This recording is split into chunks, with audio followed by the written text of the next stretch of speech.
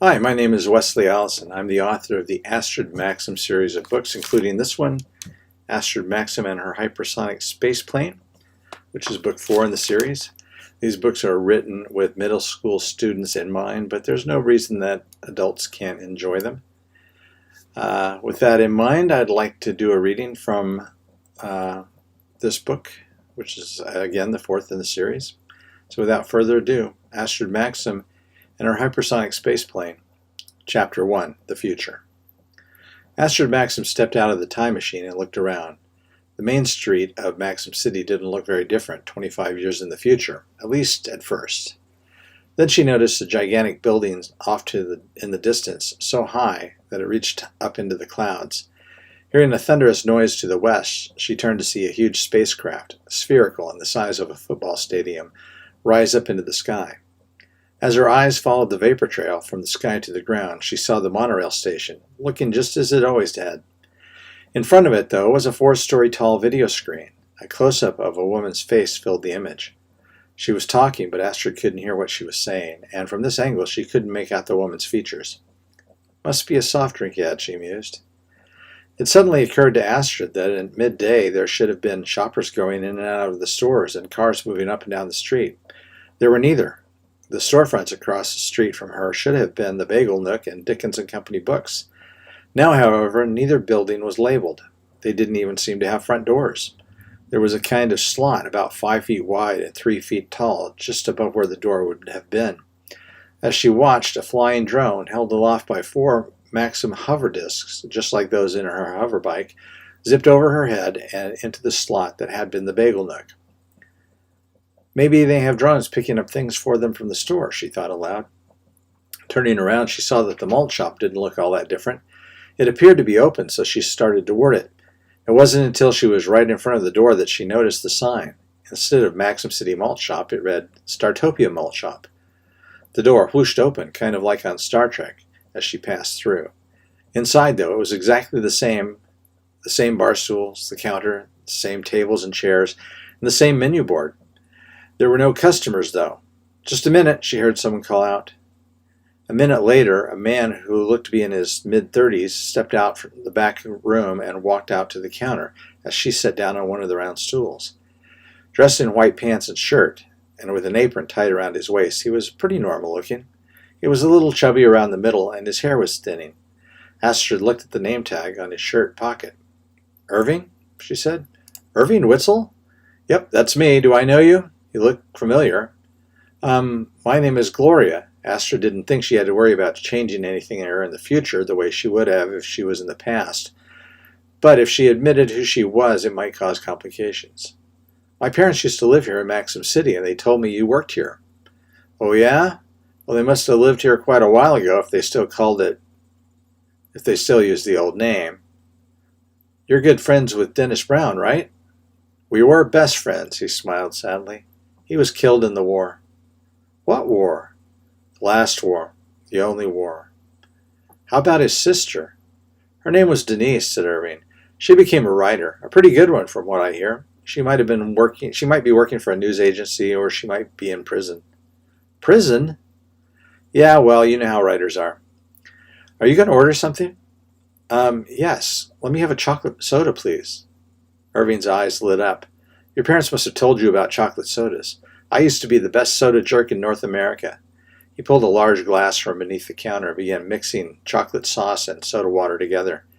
Then he plopped 2 scoops of chocolate ice cream into the mixture. "Sorry, no whipped cream. Haven't made one of these in years." He slid the glass toward Astrid, and she took the straw and stuck it into the confection, taking a long sip. "Delicious." She took another sip. "Say, Denise Brown used to have a friend named Valerie." Irving's face scrunched up as if he'd bitten into a lemon. "Governor Diaz. I don't talk about politics.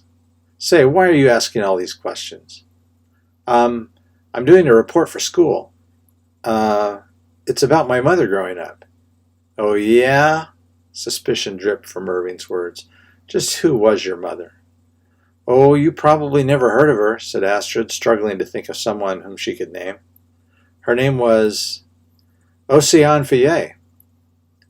Irving's face broke into a grin. "I know you." "You do?" Sure, you're Gloria Bundersmith. Your dad was a good friend of mine. Boy, oh boy, I remember when he married Ocean and moved to Europe. That was the last big party we had around these parts. How is your dad? Fine last time I saw him. Astrid's voice came out as a squeak. Is he still friends with Christopher Harris? We all expected Toby to move to Europe, marrying a French girl and all, but it was a surprise when Christopher and Alicia went with him. Yes, said Astrid. They're still best friends. Why wouldn't they be? In a daze, she turned her attention to her soda, sipping all the liquid out, and then taking a bite of the leftover ice cream with her spoon. Irving took out a white towel and began polishing some glassware. Her mind abuzz, the girl inventor watched him. Finally, she noticed that every so often he looked up toward the back wall. Back in the present, or the past present, or whatever, a large mirror had hung there. Now a white tablecloth, thumbtacked to the wall, covered the space. Finally, Irving turned back to her. I don't know if my money is still good, she said. Not if it's euros, replied Irving. Don't worry, though, kid. This one's on the house. Thanks, said Astrid. Say, Mr. Witzel, do you remember Astrid Maxxim? I wondered if you were going to ask about her. He looked around the room and then leaned across the counter to look out the front window.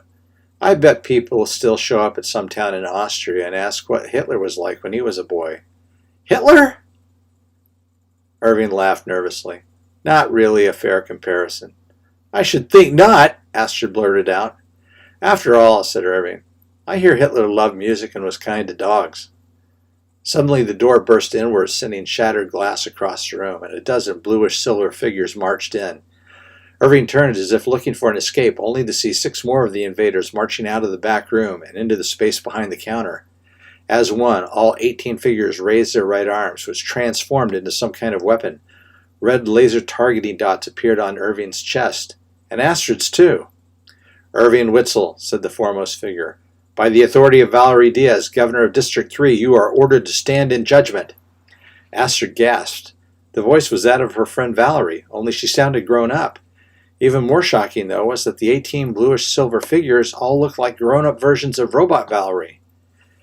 Why is your reminder covered? Demanded the closest Robot Valerie, pointing to the spot where the large mirror used to hang.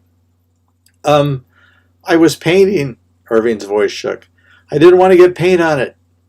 Covering the reminder is a Class 6 crime, punishable by no less than 100 hours in the re-education booth. Irving collapsed, sobbing. The Robot Valerie closest to him reached up and yanked the cloth down, exposing a video screen.